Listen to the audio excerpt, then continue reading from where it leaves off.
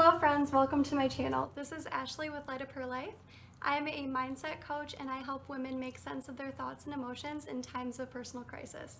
I started this YouTube channel to help women on their personal growth journeys, and I'll be sharing a lot of the things that I've learned on my journey, and hopefully they will be helpful for you as well. So I'll be sharing a new video every Wednesday, and all of the topics will be related to personal development, mindset, emotional management, and that kind of thing. Please remember to like, comment, subscribe, and share if you find these videos helpful. So let's get started with this week's topic, which is how to have a productive conversation with someone even if you disagree with them.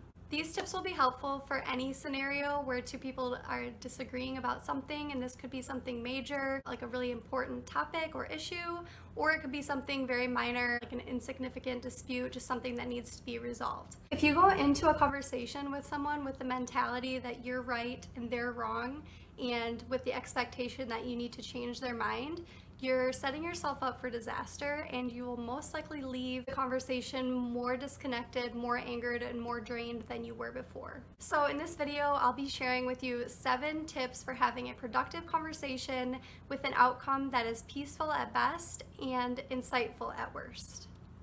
So tip number 1, make sure that both people have enough mental and emotional energy to have the conversation in the first place, because the conversation could be potentially heavy, so you're going to want to make sure that both people know what the conversation is going to entail. Tip number 2, have the conversation in private, because if there are more people around, there's a potential for multiple people to gang up on another one.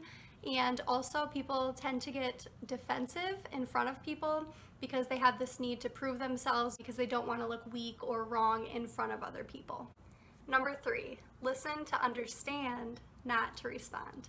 Number 4, go into it with the goal or expectation being to learn, understand, and acknowledge the other person, not to change their mind. Because as much as we want to, we actually can never change someone else's mind. We may be able to influence it or educate them, but ultimately it's going to be their decision to change their own mind. Number 5, so this one may be difficult for some people depending on what the topic is, but it's super important to not judge or shame someone for their point of view or their opinion, because we have to understand that they have lived a different life and had different experiences than you. So it's really important to be compassionate and understanding.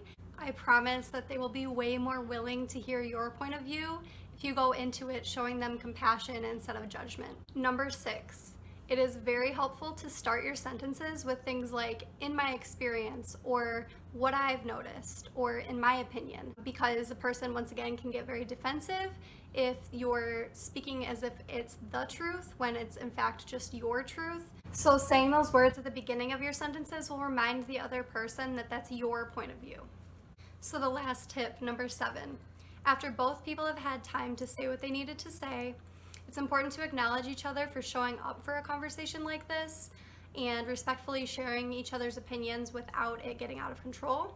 So make sure you acknowledge each other when the conversation is over, and then ultimately you'll be just making a decision moving forward. And that decision could be a variety of different things. Maybe you want to have more conversations in the future about this. Maybe you publicly share what you've learned from the conversation. Maybe you quietly reflect on what you've learned and look inward to see what you might be willing to change. Maybe your eyes have been opened and your viewpoint shifts, or maybe theirs does. Or maybe you really don't see their viewpoint at all and you realize that this person is toxic and draining and that you need to stop engaging with them. These are all possibilities of what could happen. So I hope you took something away from this video, and I hope that these tips will help you have more productive conversations with people even if you disagree with them. So I want to encourage you to like this video, comment, subscribe, or share it with someone who might find it helpful. Don't forget, I will be posting a new video each Wednesday about personal development, mindset, and emotional management. So be sure to follow along. And in the meantime, I would also love to connect with you over on my Instagram page, and I'll put the link to that in the description of this video in case you want to connect over there. So I'll see you guys next week.